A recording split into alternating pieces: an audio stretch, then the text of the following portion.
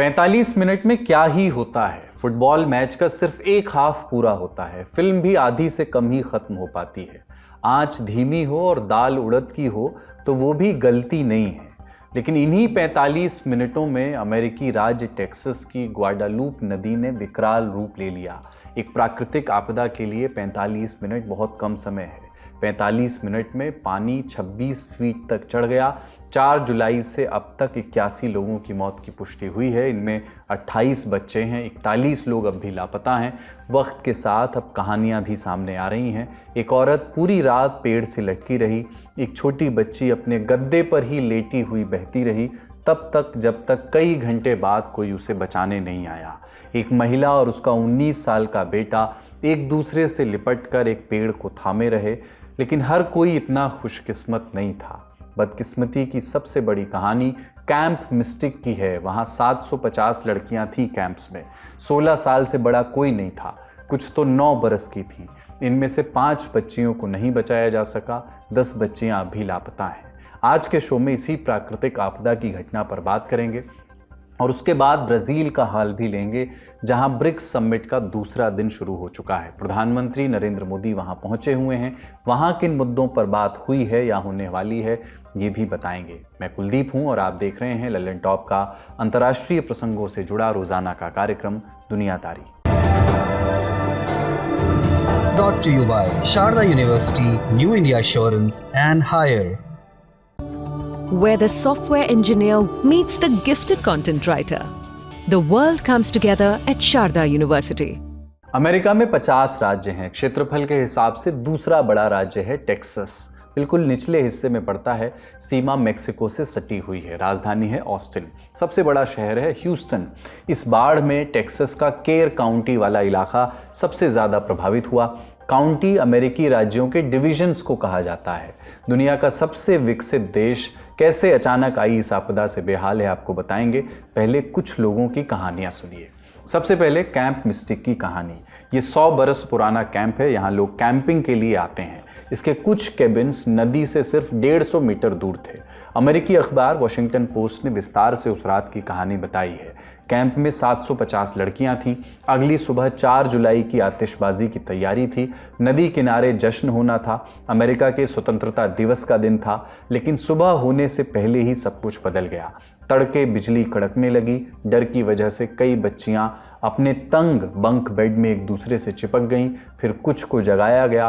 Counsellors ने पत्थर मार करके खिड़कियां तोड़ी। अंदर पानी घुस चुका था।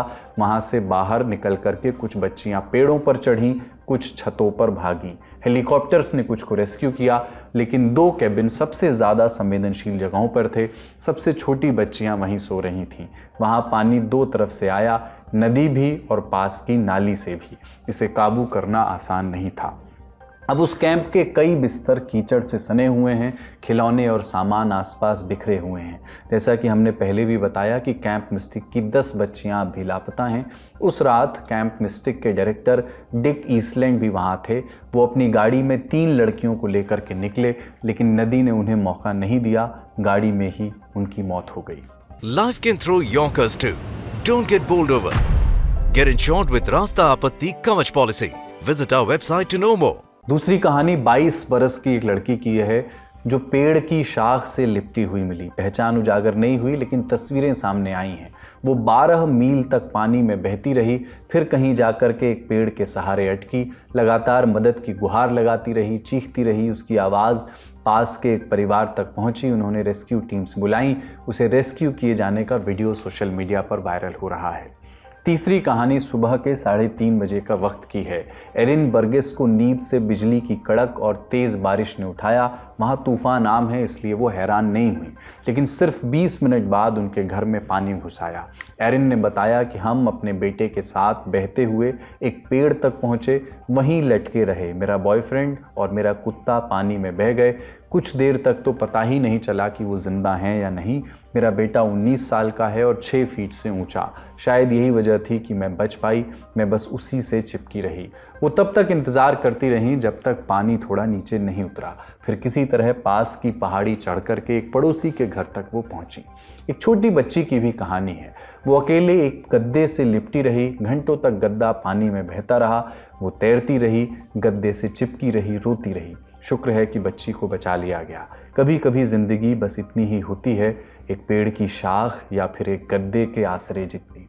अब इस पूरी बाढ़ की एक टाइमलाइन देखिए। इसे अमेरिकी मीडिया रिपोर्ट्स के आधार पर तैयार किया गया है। 2 जुलाई टेक्सास प्रशासन ने चेतावनी जारी की, बारिश का खतरा, हालात बिगड़ सकते हैं। 3 जुलाई नई चेतावनी आई, वीकेंड में खतरा बढ़ेगा, सतर्क रहें। लेकिन ये साफ नहीं था कि बारिश कहाँ होगी। दोपहर तक फ्लड वॉच जारी कर दिया गया था, यानी अभी बाढ़ आई नहीं है लेकिन आसार हैं। फिर 4 जुलाई की तारीख आई, रात 12 बजे चेतावनी अपग्रेड हुई, अब फ्लड वार्निंग दी गई, यानी खतरा सामने है। रात 2 बजे इसका दायरा और बढ़ा, फ्लैश फ्लड का अलर्ट जारी किया गया। भारी बारिश से अचानक आई बाढ़ को फ्लैश फ्लड कहते हैं।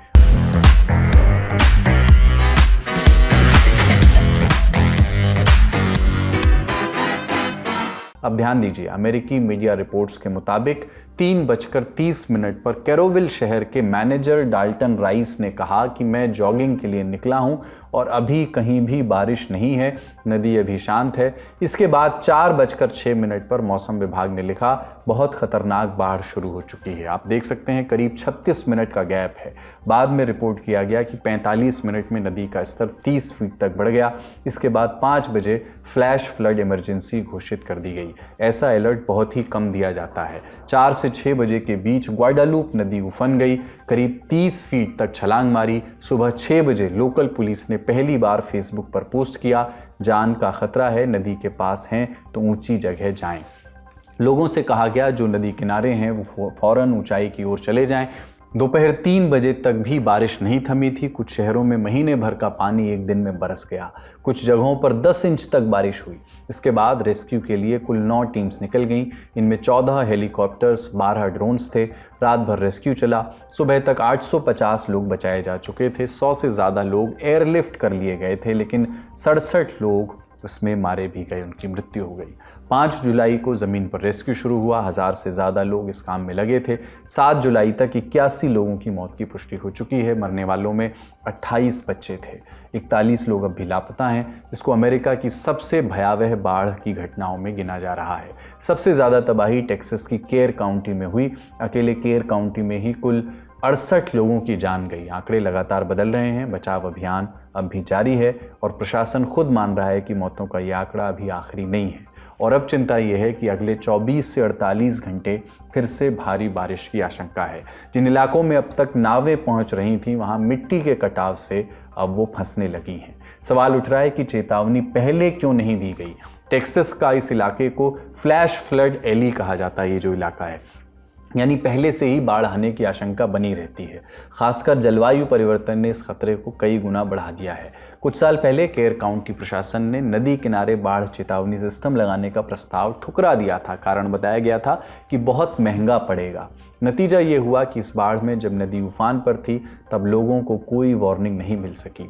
अलर्ट कुछ लोगों के मोबाइल पर आया भी तो इतनी देर से कि तब तक सब कुछ डूब चुका था। अमेरिकी मौसम विभाग की अपनी समस्याएं थी। अमेरिकी मीडिया रिपोर्ट कह रही हैं कि स्टाफ की कमी ने नेशनल वेदर सर्विस को भी प्रभावित किया। स्थानीय प्रशासन से समन्वय बनाने में देरी हुई और जब तक चेतावनियां निकली तब तक हालात हाथ से निकल चुके थे। हमने इस सिलसिले में अमेरिका में मौजूद जानकारों से बात की। थोड़ी बहुत फिंगर पॉइंटिंग बिल्कुल चल रही है और ये इन सब के बीच में हो रहा है जब प्रेसिडेंट ट्रंप बार बार कह चुके हैं कि NWS या NOAA या फीमा जैसी जो एजेंसीज हैं, जो नेशनल वेदर सर्विस है और जो फीमा है, फेडरल इमरजेंसी मैनेजमेंट एजेंसी, इन सब की फंडिंग को कट्स जो किए गए हैं, थर्ड पार्टी कॉन्ट्रैक्टर्स जो हैं उन पे कट्स किए गए हैं, उसको लेके ज़रूर सवाल उठ रहे हैं कि इन्हीं सिचुएशंस में इन एजेंसीज का इम्पोर्टेंस दिखता है। और अगर हम इसी तरह से लोगों को, स्टाफ को कट करते रहे, फंडिंग कट करते रहे, रिसर्च को लेके और सिस्टम्स को लेकर फंडिंग कट करते रहे, तो हमें इस तरह के और नेचुरल डिजास्टर्स का सामना करना पड़ेगा।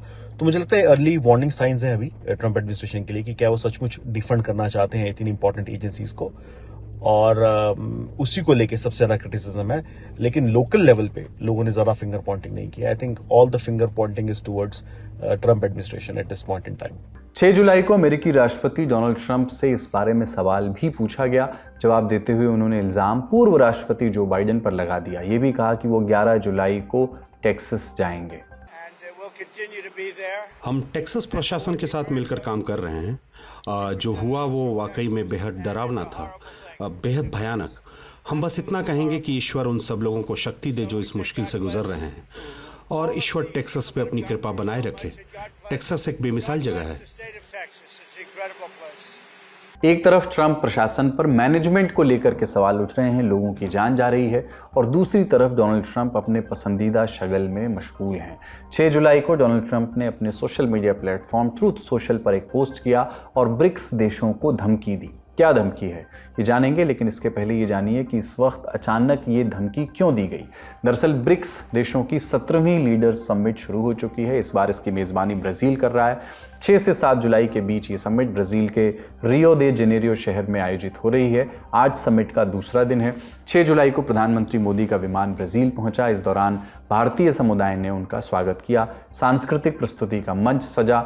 इसकी थीम थी ऑपरेशन सिंदूर। इसके बाद रियो के मशहूर बैंड एस्ट्रल लाइट ने ब्रिक्स समिट में उनका स्वागत किया। इसके पहले वो ब्राज़ील 2014 में भी गए थे, लेकिन 2025 का दौरा अलग है। क्यों?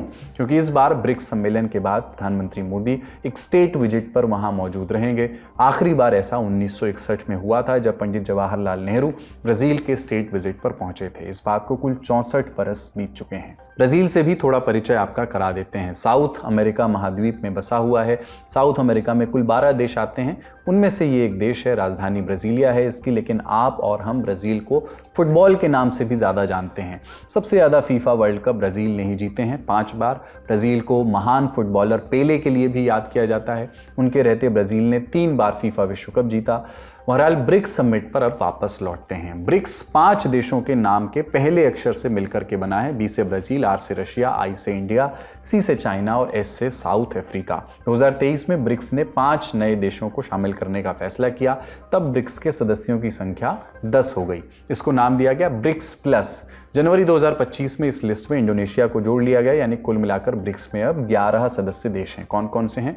भारत, चीन, रूस, ब्राज़ील, साउथ अफ्रीका के अलावा सऊदी अरब, UAE, ईरान, इथियोपिया, इजिप्ट और इंडोनेशिया। ब्रिक्स का इतिहास और ब्रिक्स प्लस के बारे में जानना चाहते हैं तो दुनियादारी का एक पुराना एपिसोड देख सकते हैं, लिंक उसका आपको डिस्क्रिप्शन में मिल जाएगा। आज हमारा फोकस ब्राज़ील में हो रही इस समिट पर ज़्यादा रहेगा। इस समिट में ब्रिक्स प्लस के लीडर्स मौजूद रहे, साथ ही आए 9 नए पार्टनर देश, Belarus, Bolivia, Kazakhstan, Cuba, Malaysia, Nigeria, Thailand, Uganda और उज़्बेकिस्तान से भी लीडर्स की मौजूदगी है। अब तक क्या क्या खास हुआ है जानते हैं। पहला, ब्रिक्स देशों ने पहलगाम हमले की निंदा की है, भारत के प्रति एकजुटता दिखाई है। ब्रिक्स के साझा बयान में कहा गया कि हम 22 अप्रैल 2025 को जम्मू और कश्मीर के पहलगाम में हुए आतंकवादी हमले की कड़ी निंदा करते हैं। दूसरा, ब्रिक्स के साझा बयान में अमेरिका और इजराइल के ईरान पर हमलों की निंदा की गई। कहा गया ये अंतर्राष्ट्रीय कानून और UN चार्टर का उल्लंघन है। ऐसे हमलों से आम जनता और पर्यावरण दोनों को खतरा है। मसले का हल बातचीत से हो। तीसरा, गजा पर भी बयान आया। लगातार हो रही बमबारी, राहत सामग्री की रोक और आम लोगों पर हमलों को लेकर के ब्रिक्स ने गहरी चिंता जताई। ब्रिक्स ने तत्काल, स्थायी और बिना शर्त युद्ध विराम की मांग दोहराई। कहा कि इजरायली सेना गजा और कब्जे वाले तमाम इलाकों से पूरी तरह हटे, सारे बंधक रिहा हों, हर हाल में राहत सामग्री बिना रोक पहुंचे।